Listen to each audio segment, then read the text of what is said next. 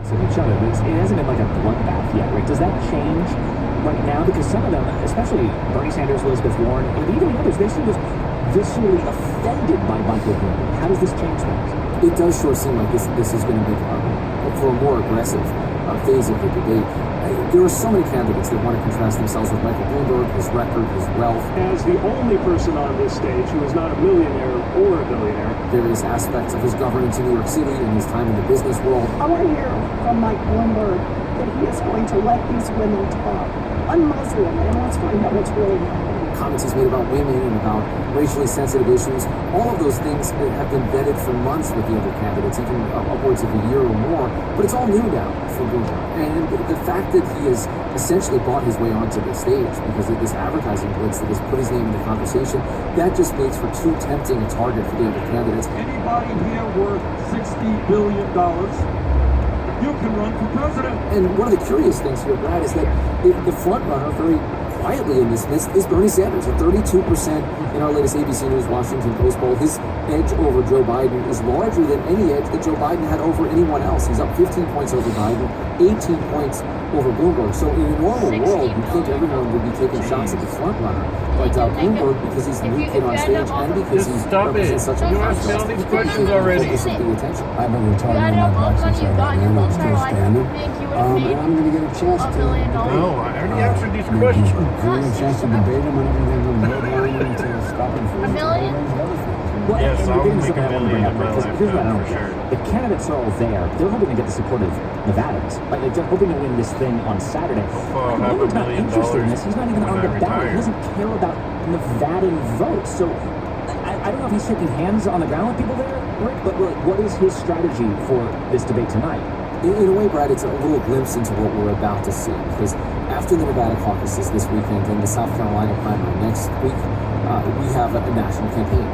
Bloomberg's campaign manager says the Democratic primary is now a two-man race. The billionaire, former New York mayor, versus the self-described Democratic Socialist senator. Usually these first four states sort of start to winnow things or clarify things or make it down to 1, 2, 3. And the fact that you've got that crowded debate stage and that muddled message, that's exactly the recipe that Michael Bloomberg is hoping to take advantage of. And if the plan for Bloomberg is, let's make this a Bloomberg convention where I win, because everyone's just too freaked out about Bernie. Stop it! it! There are You Democrats little already boy! now on record, Bernie fans saying they will vote for anyone but Mike Bloomberg. Rick, don't hit this loss too hard in Vegas. Thank you, buddy. Hey, thanks, Brad. Are you vote for Mike Bloomberg? No. Ever since President Trump was cleared in the Senate impeachment trial, sources at the White House have been saying, buckle up. We sent him on his way to a much different location. President Trump feels like the guardrails are off. Firings, insults, it's all in play. EU Ambassador Gordon Sondland recalled from his post, effective immediately. And that's for people he's angry at. Well, suddenly, there's been this dawning realization that there is also a green light for the president's allies. We begin tonight with the flurry of pardons and commutations from President Trump, who declared today he is the chief law enforcement officer in this country, granting clemency to 11 individuals, and among them commuting the sentence of former Illinois Governor Rod Blagojevich. Now, every president has the power to pardon people for their crimes or to commute their sentences. Barack Obama's done this, George W. Bush did this, but the names here yesterday immediately stood out. The president also issued pardons to other high-profile people, including the former New York City Police Commissioner Bernie Kerik, convicted of tax fraud. Because most of these people were not locked away for low-level drug offenses. Another pardon went to one-time junk bond king Michael Milken, who served time in the 1990s for securities fraud. The vast majority of these are white-collar crimes committed by really well-known people, including one of the most blatant pay-to-play schemes in recent political history.